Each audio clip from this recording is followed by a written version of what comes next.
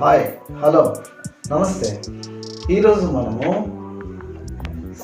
శారీ బాక్స్లు మరియు ఇలాంటి వేస్ట్ వెడ్డింగ్ కార్డులతో ముందు వీడియోలో మనము సింగిల్ చైర్ తయారు చేయడం నేర్చుకున్నాం. మరి ఈ వీడియోలో డబల్ చైర్ లేదా సోఫాలను, ఇలాంటి సోఫాలు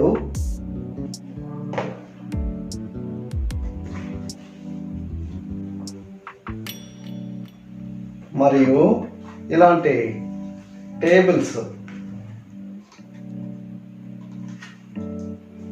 తయారు చేయడం నేర్చుకుందాం. మరి ముందుగా ఈ వీడియోలోకి వెళ్ళేటప్పుడు మా ఛానల్లో సబ్స్క్రైబ్ చేయకపోతే సబ్స్క్రైబ్ చేయండి. మరి ఇలాంటి మరెన్నో వీడియోలు, క్రాఫ్ట్ మరియు మ్యాజిక్, లర్నింగ్ మెటీరియల్కి సంబంధించినటువంటి అనేక ఇంట్రెస్టింగ్ వీడియోలను చూడండి. ఓకే, మరి ముందు వీడియోలో చైర్ చేయడానికి మనము స్క్వేర్ కార్డును తీసుకున్నాం.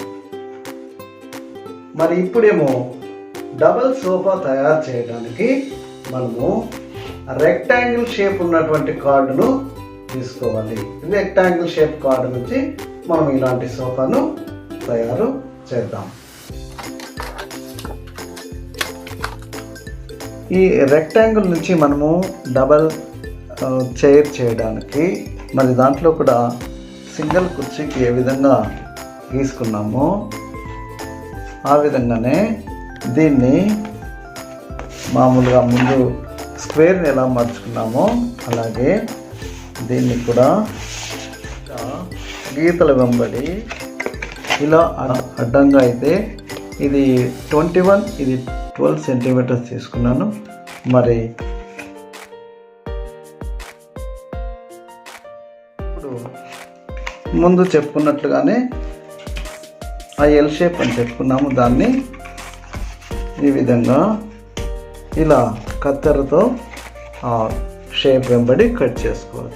ఇలా మనం లెగ్స్ కట్ చేయాలనుకున్నప్పుడు ఇలా మార్క్ చేసుకోవాలి.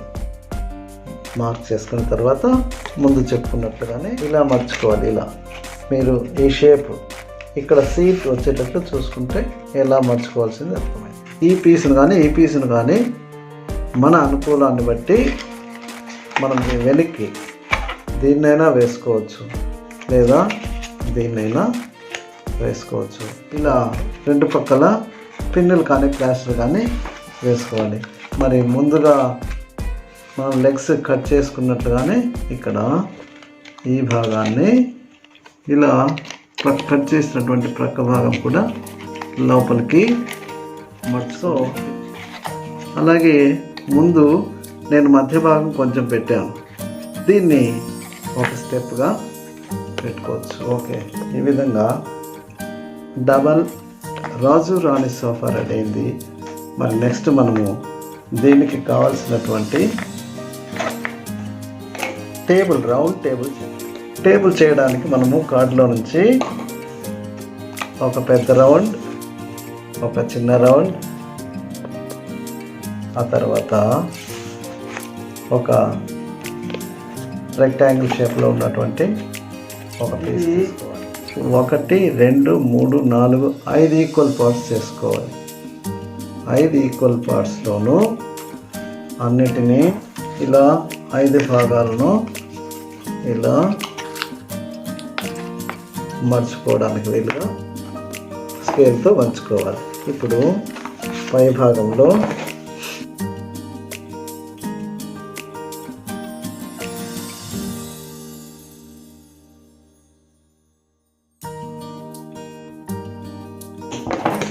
అలాగే ఈ భాగాలను కూడా ఇలా వెనక్కి మర్చుకోవాలి. ఇప్పుడు